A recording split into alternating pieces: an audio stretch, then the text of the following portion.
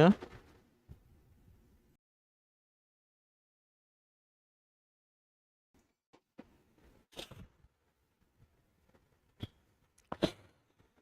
Good evening students. Today we will see the current affairs analysis dated from 10th and 11th April 2022. First news related to designation of terrorists.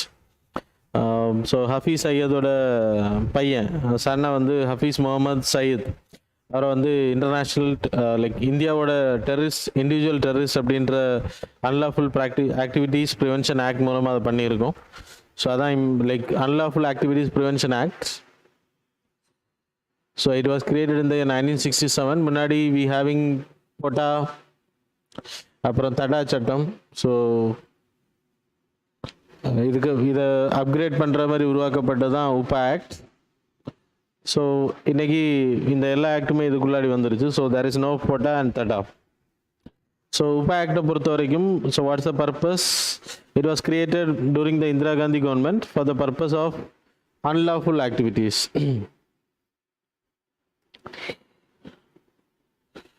So unlawful activities அப்படின்னா முன்னாடி they never mentioned about terrorist. they talks about 2004 வரைக்கும் இந்த act வந்து unlawful ஆக்டிவிட்டீஸ்னா definition என்ன அப்படின்னா secessionist movement and the secede organization who are rebels who want to leave secession movement. So இந்த கேட்டகரியில் India விட்டு வெளியில் போனோம் அப்படின்னு நினைக்கக்கூடிய ஆர்கனைசேஷனை ஸ்டாப் பண்ணுறதுக்காக உருவாக்கப்பட்டதான் unlawful activities prevention act. So அதை அந்த ஆக்டிவிட்டீஸில் ஈடுபடுறவங்களை அரெஸ்ட் பண்ணுறதுக்காக உருவாக்கப்பட்டது. 2004 இட் வாஸ் ரீநேம்ட் அஸ் டெரரிஸ்டையும் இதில் ஆட் பண்ணோம். 2004 இருந்து 2019 வரைக்கும் டெரரிஸ்ட் ஆர்கனைசேஷனை அன்லாஃபுல் ஆக்டிவிட்டீஸ் மூலமாக பேன் பண்ண முடியும். இந்த ஆக்ட் மூலமாக அந்த டெரரிஸ்ட் ஆர்கனைசேஷனில் ஈடுபடுறவங்க அதில் மெம்பராக இருக்கிறவங்க எல்லாருமே அரெஸ்ட் பண்ணி அவங்க அந்த ஆர்கனைசேஷனை வந்து சீஸ் பண்ணுறதுக்கான அத்தாரிட்டி இந்த ஆக்டை கொடுத்தாங்க. And 2019 first time it was availed with individual can be notified as terrorist.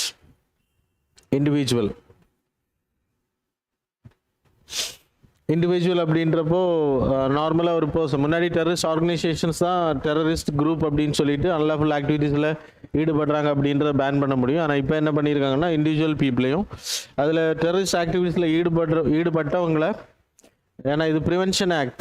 So you can be arrested before like something is happen by you. Crime வந்து நடக்கிறதுக்கு முன்னாடி அரெஸ்ட் பண்ணுறது தான் உபா ஆக்டை பொறுத்தவரை. க்ரைமுக்கு பிறகு அரெஸ்ட் பண்ணலாம். ஆனால் mainly it is a preventive detention act. அப்போ டெரரிஸ்ட் வந்து கமிட் பண்ணியாச்சுன்னா he will be called as terror, individual terror அப்படின்றது.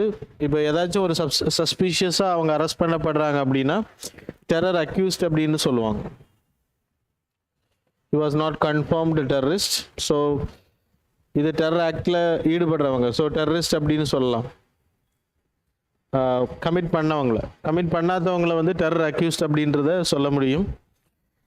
ஸோ அதான் உபா act 1967. 2019 it was amended and added. Section 15 of this act talks about terrorist actனா என்ன அப்படின்றது. இதெல்லாம் நீங்கள் தெரிஞ்சிருக்கணும். For mains examination it is very much important. Terrorist act activities, ஆக்ட்னா சட்டம் கிடையாது. ஆக்டிவிட்டீஸ்னால் என்ன அப்படின்னா ஒரு இண்டிவிஜுவல் இல்லைனா குரூப் ஆஃப் பீப்புள் ஒரு பேனிக் கிரியேட் பண்ணுறது by threatening, bombing activities, some crime, heinous க்ரைம்ஸில் ஈடுபடுறதுக்கு பேர் terrorist. That is security, economic security, sovereignty of India, strike terror, likely to strike terror. Terrorist ஆக்டிவிட்டீஸில் ஈடுபட போகிறவங்க அவங்களும் டெரரிஸ்ட் கேட்டகரியில் வரும். அது இந்தியாவிலையும் சரி ஃபாரின் கண்ட்ரியாக இருந்தாலும் you can named as terrorist. இண்டிவிஜுவல்னா டெரரிஸ்ட், டெரர் ஆக்டில் ஈடுபடுற ஆர்கனைசேஷனை இதன் மூலமாக பேன் பண்ணுறதுக்கான வாய்ப்பு இருக்குது. அண்ட் தென் இப்போ சப்போஸ் ஒரு பர்சன் வந்து டெரரிஸ்ட் ஆக்டிவிட்டீஸில் ஈடுபடுறாங்க அப்படின்னா அவங்கள வந்து யார் இதை இண்டிவிஜுவலை வந்து நேமிங் பண்ண முடியும் அப்படின்னா central government, not the state government. So central government by issuing a gazette notification மூலமாக தான் பண்ண முடியும். அதை ஞாபகம் வச்சுக்கோங்க. அப்புறம் இதை வந்து ரிமூவ் பண்ணுறது. ஸோ இப்போ இன்னசென்ட் பர்சன் சஸ்பிஷியன்ஸில் அரெஸ்ட் பண்ணப்பட்டாங்க, பட் அவங்க மேலே தப்பான ஒரு குற்றச்சாட்டு வைக்கப்பட்டிருக்கு. அவங்க வந்து லைக் அரெஸ்ட் பண்ணப்பட்டிருக்காங்க அப்படின்னா தே கேன் அப்ளிகேஷன்ஸ் கொடுக்க முடியும். இந்த அப்ளிகேஷன் கொடுத்து இந்த அப்ளிகேஷன் வந்து ரிஜெக்ட் பண்ணப்பட்டால் they have another option. So இதுவும் சென்ட்ரல் கவர்மெண்ட் கிட்ட தான் போகும், இந்த எக்ஸிக்யூட்டிவ். ஸோ இதில் இப்போ ஆக்டில் இன்னொரு வே வச்சுருக்காங்க. சப்போஸ் கவர்மெண்டால் எக்ஸிக்யூட்டிவ் ஆக்ஷன்ஸ் மூலமாக அது ஸ்டாப் பண்ணப்பட்டால், ரிஜெக்ட் பண்ணப்பட்டால், அந்த அப்ளிகேஷன் ரிஜெக்ட் பண்ணப்பட்டால், இந்த applications can be reviewed under a committee. That is called a review committee headed by a retired or sitting judge. Retired or sitting high court judge. So அவர் தலைமையில் ஒரு 3 member committee. இந்த committee முன்னாடி so எல்லாருமே சேர்த்து 3, sorry other 3 members R +3, சரியா? Retired judge, அப்புறம் retired high court judge, sitting இல்லைன்னா ரிட்டையர்டாக இருக்கணும். 3 judges அவங்க தலைமையில் தான் இது வந்து லைக் அவர் வந்து அந்த அப்ளிகேஷன்ஸ் வந்து ரிவ்யூ பண்ணப்படும். அப்போ குற்றம் இல்லாதவர் அப்படின்னா they will be released immediately from this. அப்புறம் அந்த நேமிங் டெரரிஸ்ட் அப்படின்ற டெரர் அக்யூஸ் இல்லைனா டெரரிஸ்ட் அப்படின்ற நேமும் ரிமூவ் பண்ணப்படும். That's about the UP Act. அதனால தான் நியூஸில் வந்திருக்கு. ஹூ கேன் பி டெசிக்னேஷன், அது இம்பார்ட்டன்ட் உங்களுக்கு தெரிஞ்சிருக்கணும். இப்போ Hafiz Muhammad Saeed, he is a foreign இந்தியாவில் லக்ஷர் தொய்பா ஆர்கனைசேஷன் இந்தியாவில் நடத்தின டார்கெட்டில் அவங்க அப்பா வந்து ஒரு குற்றவாளியாக இருந்தார். அதன் அடிப்படையில் அவனையும் பையனையும் வந்து நம்ம இப்போது டெரர் அப்படின்ற நேமிங் பண்ணியிருக்கோம். ஸோ டெரர் நேமிங் பண்ணுறதுனால என்ன பெனிஃபிட் அப்படின்னா, பெனிஃபிட்ஸ்னு சொல்ல முடியாது, என்னென்ன வேஸில் அவங்க ரெஸ்ட்ரிக்ட் பண்ண முடியும். ஃபாரின் ட்ராவல்ஸ் எதுவுமே அலோவ் பண்ண முடியாது. அவங்க மூவ்மெண்ட்டை வந்து நம்ம ரெஸ்ட்ரிக்ட் பண்ண முடியும். ஃப்ரீடம் ஆஃப் மூவ்மெண்ட் இப்போ இந்தியாவிலையும் சரி வெளிநாடுகள்லையும் சரி. யுனைடெட் நேஷனில் வந்து டெரரிஸ்ட் அப்படி இண்டிவிஜுவல் டெரரிஸ்ட் அப்படின்னு நேம் பண்ணுவாங்க. அது நேம் பண்ணப்பட்டால் எந்த கண்ட்ரிக்குமே போக முடியாது. அவங்க பேங்க் அக்கௌண்ட்ஸ் எல்லாமே வந்து ஃப்ரீஸ் ஆகும். சாங்ஷன்ஸ் பயங்கரமாக இருக்கும். அது மாதிரி எந்த ஒரு ட்ரேட் பண்ண முடியாது. அவங்க எந்த ஒரு வெப்பன்ஸும் வந்து வெளி இடங்கள்ல இருந்து எந்த கண்ட்ரிலேருந்து வாங்க முடியாது. So that's a benefit of this United Nation framing as a terror. இந்தியாவை பொறுத்தவரை இந்தியாவுக்குள்ளே தான் நம்ம பண்ண முடியும். பட் யுனைடெட் நேஷனில் நம்ம பேன் பண்ணியிருக்கக்கூடிய நேம்களை வச்சு இன்டர்நேஷ்னல் டெரரிஸ்ட்டாக அவங்கள நேம் பண்ணுறதுக்கான வாய்ப்புகள் அதிகம். So that's all about this news. And the next news related to production linked incentives. So the scheme was introduced in the year 2020 March when COVID first lockdown time பீரியடில். So ப்ரொடக்ஷன்ஸை வந்து self reliant எக்கானமியாக இந்தியாவை மாற்றுறதுக்காகவும் depending on foreign கண்ட்ரிஸை வந்து தவிர்க்கிறதுக்காகவும் production linked incentives அப்படின்றத ஒரு 3 செக்டார்ஸுக்கு வந்து introduce பண்ணாங்க. First வந்து mobile and communications, that is hardware etc, information and communication technologies. அதுக்கு பிறகு எலக்ட்ரானிக்கல் கேட்டகரி அந்த காம்பனன்ட்ஸ் எல்லாமே. அப்புறம் medical. March production linked incentives, it was introduced in the year March. The scheme was introduced in the year March 2020. First it was introduced in 3 category. One வந்து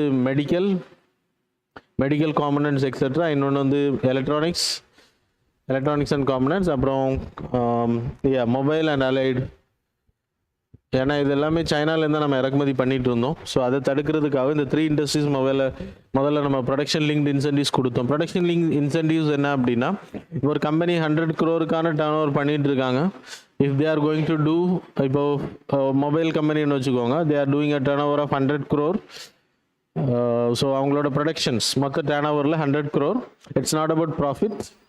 இப்போ அவங்களுக்கு வந்து 15% இல்லைன்னா 10% இன்சென்டிவ்ஸ் நம்ம கொடுக்குறோம் அப்படின்னு சொல்லியாச்சு. அப்படின்னா இப்போ சப்போஸ் அவங்க வந்து அவங்களோட ப்ரொடக்ஷன் வந்து 150 crore முன்னாடி இருந்ததை விட 140 crore ஆக்குனாங்க அப்படின்னா, இந்த 50 crore தட் இஸ் ப்ரொடக்ஷன்ஸ் வந்து எக்ஸஸ் பண்ணியிருக்காங்க.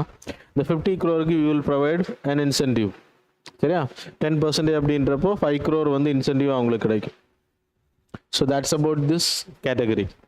இந்த ப்ரொடக்ஷன் லிங்க் இன்சென்டிவ்ஸ் கேட்டகரியில் பீப்புளுக்கு இந்த கம்பெனிஸுக்கு வந்து கொடுக்குறாங்க. இதில் நிறைய ப்ராப்ளம்ஸ் இருக்குது. அவங்க வந்து பர்ச்சேசிங் எல்லாமே வந்து இண்டிஜினியஸ்லி மேட் வாங்கணும், அதெல்லாம் மேண்டேட்ரியாக இருக்குது. இப்போ கிட்டத்தட்ட 14 செக்டார்ஸ் வந்து கொடுத்துருக்காங்க. ஆட்டோமொபைல், ஆட்டோ காம்பனன்ட்ஸ், அப்புறம் எலக்ட்ரானிக்ஸ், அப்புறம் டெலிகாம், பார்மா, அப்புறம் சோலார் பிவி, ட்ரோன்ஸ் எடுத்துக்கிட்டிங்கன்னா சரி, பேட்ரிஸ், மெட்டல்ஸ், அப்புறம் மைனிங், டெக்ஸ்டைல்ஸ், அப்புறம் இந்த மாதிரி ஒயிட் கூட்ஸ், இந்த மாதிரி எக்ஸெட்ரா 14 செக்டார்ஸுக்கு வந்து இப்போ வந்து ப்ரொடக்ஷன் லிங்க்டு இன்சென்டிவ்ஸ், ஆனால் இட்ஸ் ஹியூஜ் சக்ஸஸ். டெக்ஸ்டைல்ஸ் எல்லாமே வருது இதில். ஸோ அதன் மூலமாக வந்து ப்ரொடக்ஷன்ஸை வந்து அதிகப்படுத்திட்டு இருக்கோம். இதுக்கான ஒதுக்கப்பட்ட ஃபண்டை எடுத்துக்கிட்டிங்கன்னா 2020 இன்னைக்கு வரைக்கும் 1.97 lakh crore. It's a huge amount. Plus இப்போ இந்த லாஸ்ட் பட்ஜெட்டில் 19,500 crore was extra added this. So இது வந்து it will boost the economy, employment generation அதிகப்படுத்தும், ப்ரொடக்ஷன்ஸ் வந்து அதிகமாகும்போது. இப்போ இன்சென்டிவ் கிடைக்குது அப்படின்றப்போ அவங்க கம்பெனிஸ் வந்து அவங்களோட பிளான்ட் எக்ஸ்பான்ஷன் பண்ணுவாங்க, ரெக்ரூட் பண்ணுவாங்க, அண்ட் தென் ப்ரொடக்ஷன்ஸை வந்து அதிகப்படுத்துவாங்க. அவங்களுக்கு வந்து எவ்வளோ டேர்ன் ஓவர் ஆகுது அப்படின்றத பொறுத்து தான் அவங்களுக்கு கிடைக்க போகுது incentives. So it's a good benefit for increasing. So இதில் சில ப்ராப்ளம்ஸ் இருக்குது, இன்ஃப்ராஸ்ட்ரக்சரல் ப்ராப்ளம்ஸ், நமக்கு ரா மெட்டீரியல் கிடைக்கிற இஷ்யூஸ் இருக்குது. அந்த செயின், தட் இஸ் வேர்ல்டு லெவலில் நமக்கு கிடைக்கக்கூடிய ரா மெட்டீரியல் சப்ளை செயின் வந்து டிஸ்ரப்ஷன்ஸில் இருக்குது அப்படின்றதும் இதெல்லாமே லேக்னஸாக சொல்லப்படுது. இப்போது இதில் நியூஸில் வந்து இட்ஸ் நாட் அ மேட்டர். நிதி ஆயோக் தான் இதை வந்து ரிவ்யூ பண்ணுறாங்க கேபினெட் செக்ரட்டரி தலைமையில். அது எதுக்கு அப்படின்னா சீஃப் செக்ரட்டரி ஆஃப் நிதி ஆயோக். எதுக்கு அப்படின்னா இதில் நிறைய லேக்குனாஸ் இருக்குது ஸ்டேட்டுக்கும் சென்ட்ரலுக்கும் இடையில. இந்த இம்ப்ளிமெண்டிங் இந்த ப்ரொடக்ஷன்ஸ் லிங்க்டு இன்சென்டிவ்ஸ் வந்து எல்லா கம்பெனிஸும் கிடைக்கிறத உறுதிப்படுத்துறதுல, இந்த கம்பெனிஸ் வந்து பெரிய அளவில் ப்ரொடக்ஷன் அதிகப்படுத்துறதுல இந்த ஸ்கீம்ஸில் நிறைய lacunas because of clearing problems, like licensing, இதெல்லாமே இருக்குது. ஸோ அதை வந்து கிளியரன்ஸ் பண்ணுறதுக்காக ஸ்பீடி ப்ராசஸாக இந்த ப்ரொடக்ஷன் லிங்க் இன்சென்டிவ்ஸை வந்து எல்லாருக்கும் எடுத்துகிட்டு போகிறதுக்காக தான் இப்போ ஒரு சேர் லைக் அனௌன்ஸ் பண்ணி அதை ரிவ்யூ பண்ணிட்டு இருக்காங்க. And dashboard was announce. That is not important for you people. So you people have to study production linked incentives and the purpose of the incentive. Foreign countries நம்ம வந்து ரொம்ப டிபெண்டண்டாக இருக்கக்கூடாது அப்படின்றத introduce பண்ணப்பட்டது. So that's all about this news. And the third news about mediation in judicial process. அது வந்து president வந்து இப்போ ரீசெண்டாக ஒரு கான்ஃபரன்ஸில் காயின் பண்ண வேர்டு இது. மீடியேஷன் அப்படின்றது வாலண்டரி அண்ட் பைண்டிங் ப்ராசஸ்.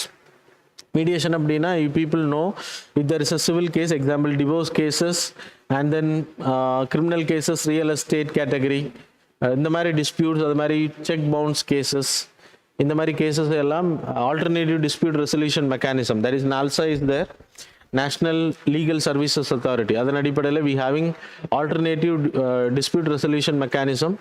அதில் தான் we having this mediation process. So president வந்து இந்த மீடியேஷன் ப்ராசஸை வந்து ஜுடிஷியருக்கு உள்ளாடி கொஞ்சம் அதிகமாகவே கொண்டு வரும். மீடியேஷன் அப்படின்னா இந்த voluntary and binding process, voluntary and binding process will be there. அப்படின்னா ரெண்டு பேரும் கன்சர்ன்ஸ் இருந்துச்சு அப்படின்னா ஒரு தீர்ப்பு கொடுப்பாங்க. அந்த தீர்ப்பு வந்து பைண்டிங்காக இருக்கும், அதான் வாலண்டரி அண்ட் பைண்டிங்.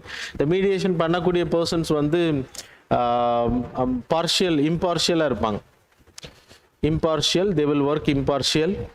அப்போது ரெண்டு பேருக்கும் நடுநிலையான ஒரு தீர்ப்பு தான் கிடைக்கும் அப்படின்ற நியூட்ரலாக இருப்பாங்க மீடியேட்டர். இந்த மீடியேட்டரை பொறுத்த வரைக்கும் நார்மலி இந்தியாவை பொறுத்த வரைக்கும் 40 hours சுப்ரீம் கோர்ட் போன்ற கோர்ட்ஸில் வந்து ட்ரெயின் ஆன பர்சனாக இருக்கணும் இந்த மீடியேஷன் ப்ராசஸுக்காக. ஸோ அப்படிப்பட்டவங்களுக்கு தான் இந்த வாய்ப்பை கொடுக்குறோம். And then we having alternative dispute ரெசல்யூஷனில் mediation is a part and we having arbitration part. Arbitration அப்புறம் negotiations can be also named as mediation. அப்புறம் we having conciliation process. So இப்போ ஃபாஸ்ட் ட்ராக் கோர்ட் எல்லாமே இந்த கேட்டகரியில் தான் run ஆகுது. Mediation, arbitration, negotiation and then conciliatory process. So இது ரொம்ப இம்பார்ட்டண்ட். NALSA தான் இதை இம்ப்ளிமெண்ட் பண்ணுறாங்க, NALSA. So that's all. The next news related to Atal innovation mission. Atal innovation mission 2003 அதோட எக்ஸ்டென்ஷன் ப்ராசஸ் வந்து அதிகப்படுத்தியிருக்காங்க, த டைம் லிமிட்.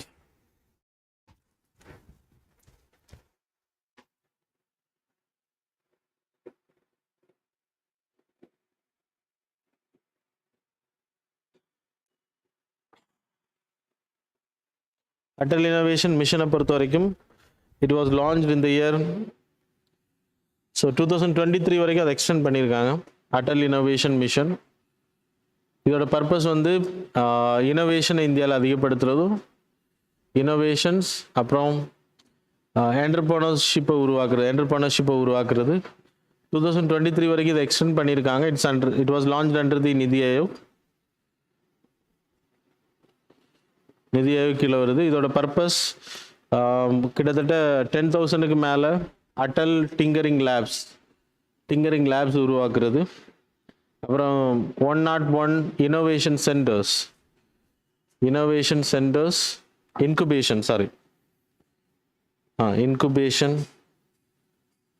centers. அப்புறம் you will have the Atal Mission Innovation Center.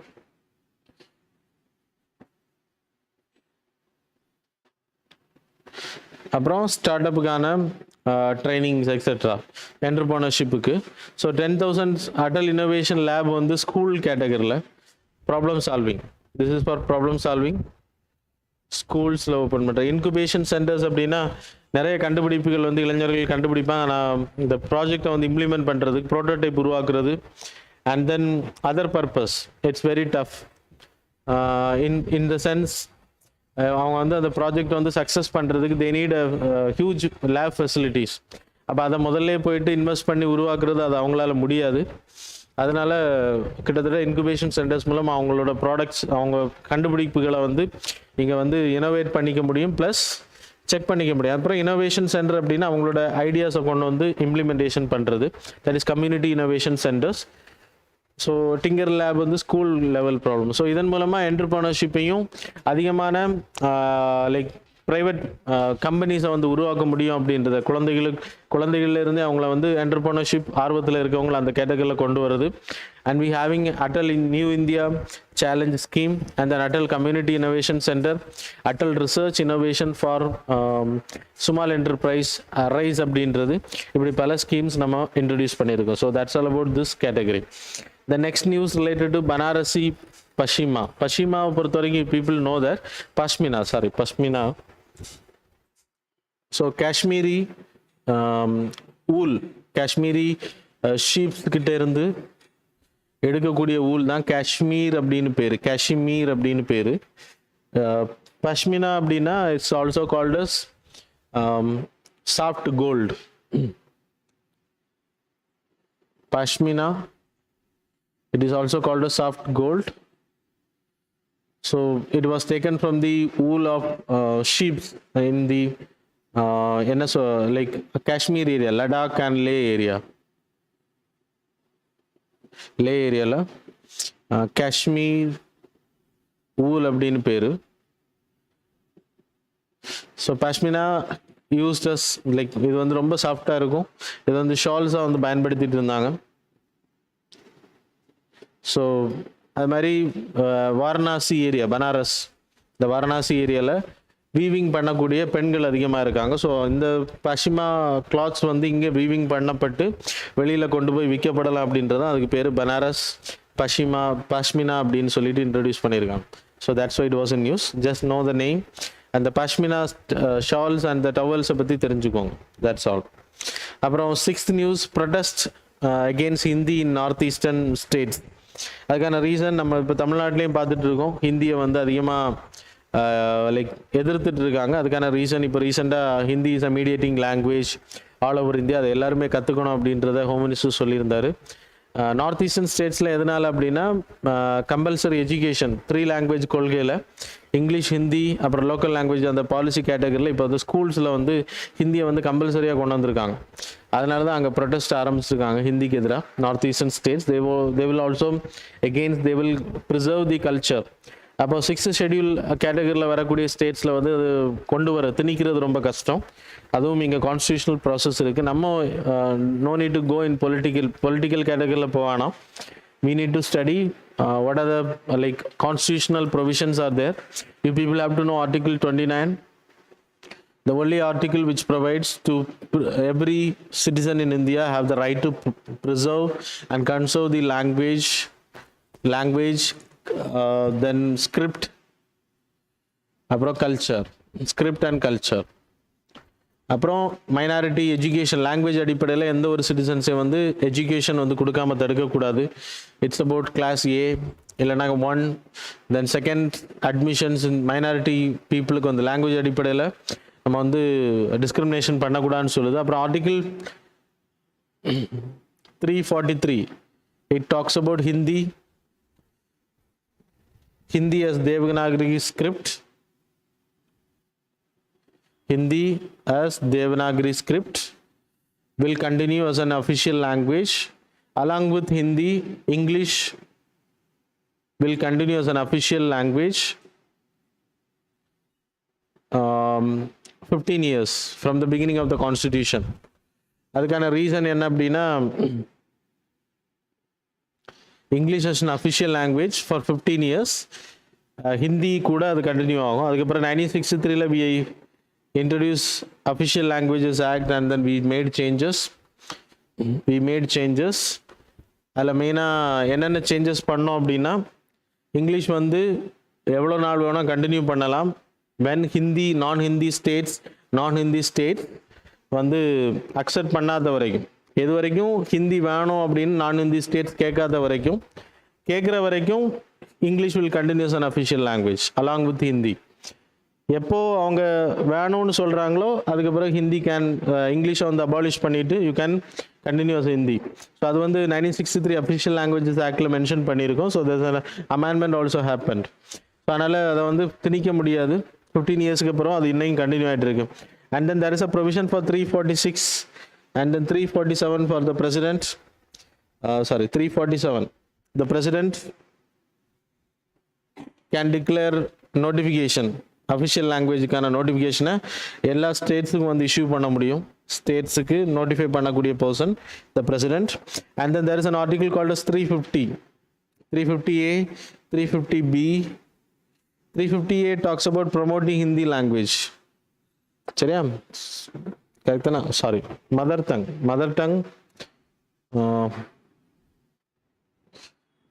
டங்கில் education கொடுக்கறது in primary languages, primary education. 350B official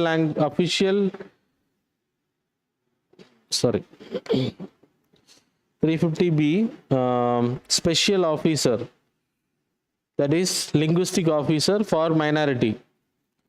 so மைனாரிட்டிஸுக்கு ஏதாச்சும் problems வருதுன்னா அதை வந்து இன்வெஸ்டிகேட் பண்ணுறதுக்காக லாங்குவேஜ் அடிப்படையில் there should be an officer. And there is a 351. It's a directive for the state to promote Hindi. எவ்வளவு முடியுமோ அந்த அளவுக்கு ஹிந்தியை ப்ரமோட் பண்ணுறது. ஸோ இதெல்லாம் constitutional provisions. And official language அப்படின்னா ஹிந்தி கிடையாது. Devanagari script along with English will also continue. சரியா? அப்புறம் we having 22 அஃபிஷியல் ஸ்கெடியூல் லாங்குவேஜில் 22 official languages are there. So these are the things you people have to know. ரொம்ப political வைஸில் போகாதீங்க. சரியா? தென் there is a scheme. The project was in ஸ்ரீமதர்ஷன் அப்படின்ற project வந்து ஆக்சுவலாக பிஎஸ்எஃப் இருக்கக்கூடிய அந்த hill areas, border areas, BSF எந்த ஏரியாலலாம் இருக்காங்க, பாகிஸ்தான் பார்டர், அப்புறம் பங்களாதேஷி பார்டர். ஸோ அந்த ஏரியாவில் நத்பியூத் அப்படின்ற பிளேஸில் போயிட்டு ஹோம் மினிஸ்டர் லான்ச் பண்ண project. That is not important. எது அப்படின்னா பிஎஸ்எஃப் இருக்கக்கூடிய ஏரியாவில் வந்து டூரிசம் வந்து அவைல் பண்ணுறது பீப்புளுக்கு. அப்போ தான் பீப்புள் போயிட்டு பிஎஸ்எஃப் வந்து என்னென்ன ப்ராப்ளம்ஸை சந்திக்கிறாங்க, பிஎஸ்எஃப் என்னென்ன மாதிரியான லைஃப் ஸ்டைலில் இருக்காங்க அப்படின்றத தெரிஞ்சுக்க முடியும் அப்படின்றது, பீப்புளுக்கும் அந்த அவேர்னஸ் கிடைக்கும் அப்படின்றதுக்காக லான்ச் பண்ணியிருக்காங்க. So just know the name, இது அவ்வளோ இம்பார்ட்டன்ட் இல்லை. Then Pinaka MK1, that is Mark 1 அப்படின்ற extended version enhance Pinaka Mark 1 rocket system வந்து டெஸ்ட் பண்ணியிருக்காங்க. பினாக்கா அப்படின்றது ரஷ்யாவோட கிரேட் அப்படின்ற ஒரு வெர்ஷனுக்கு லைக் கவுண்டர் பண்ணக்கூடியது, இல்லைனா அதோட ஈக்குவலண்ட் ஒரு ப்ராடக்ட் தான் Pinaka. Pinaka is the barrel missile launching system. நீங்கள் பார்த்தீங்கன்னா தெரியும், டிஆர்டிஓ லைக் நம்மளோட வெஹிக்கிள், அது டாட்டா கம்பெனி தயாரிக்கக்கூடிய டாட்டா வெஹிக்கிள், அதில் பேரல்ஸ் ஃபிட் பண்ணி அந்த பேரல்ஸ்லேருந்து கிட்டத்தட்ட 44 செகண்ட்ஸில் 12 ராக்கெட்ஸ் அது லான்ச் பண்ண முடியும். அது மாதிரி கேடட் வச்சுருக்கோம், ஜிபிஎஸ் கேடர், IRNSS நேவிகேஷன் கேடர்னஸ் இருக்குது. அதனால் எந்த லொக்கேஷனை கரெக்டாக டார்கெட் பண்ணணுமோ அது டார்கெட் பண்ணும். கிட்டத்தட்ட இப்போ MK1 வந்து 48 கிலோமீட்டர்ஸ் வரைக்கும் லான்ச் பண்ணக்கூடியது. It's a multi barrel launching system மூலமாக பண்ண முடியும். அதோட எக்ஸ்டென்ஷன் தான் இப்போ செக் பண்ணியிருக்கோம். That's why it was in use. So that's all about today's current affairs. Now the time for the MCQ.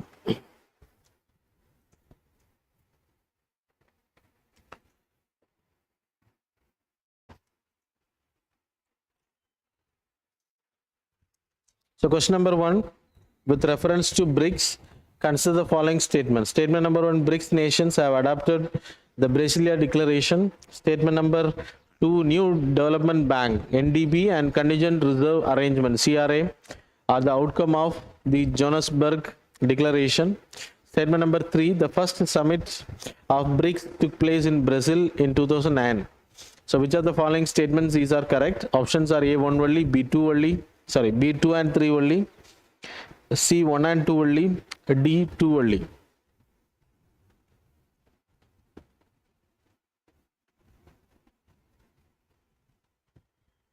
So question number 2, with reference to new guidelines to banks on Foreign Contribution Regulation Act rules, consider the following statement. Statement number 1, it is mandatory for all the NGOs to receive foreign funds in the designated bank account at the Reserve Bank of India, New Delhi branch.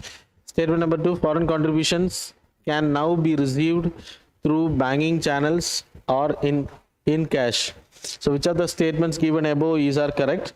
Options are A, so first option 1 only, second option 2 only, third option both, fourth option neither.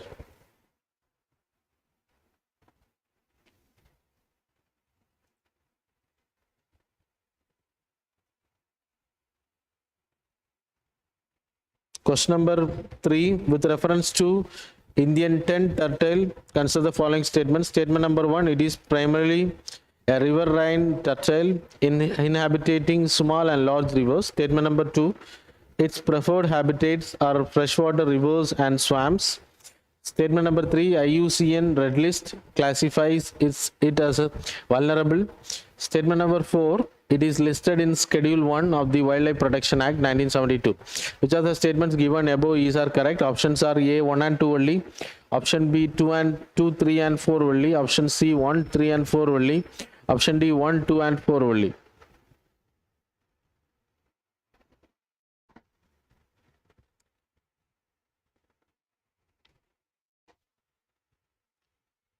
Question number 4, Ganoderma lucidium recently seen in news. It is related to what? So option A is algae, option B fungus, option C bacteria, option D virus.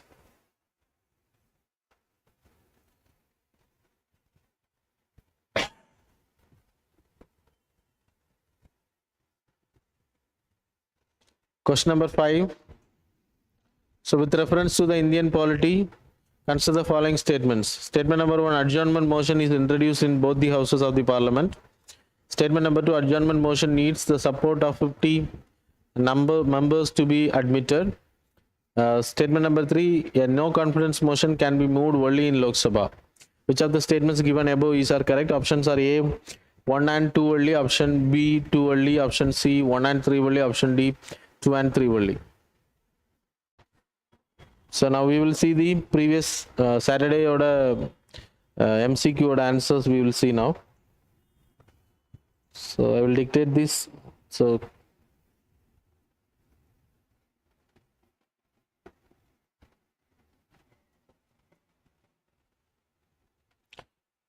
இன்னைக்குள்ள MCQ order answers கிடையாது. Last current affairs order, that is which means Saturdays. So question number 1, for the question number 1, answer is 3, that is C. For question number 2, answer is B. Question number 3, answer is 4. Question number 4, answer is 2. Question number 5, answer is 4. So that's all about today's current affairs and MCQ. Thanks a lot for joining with us.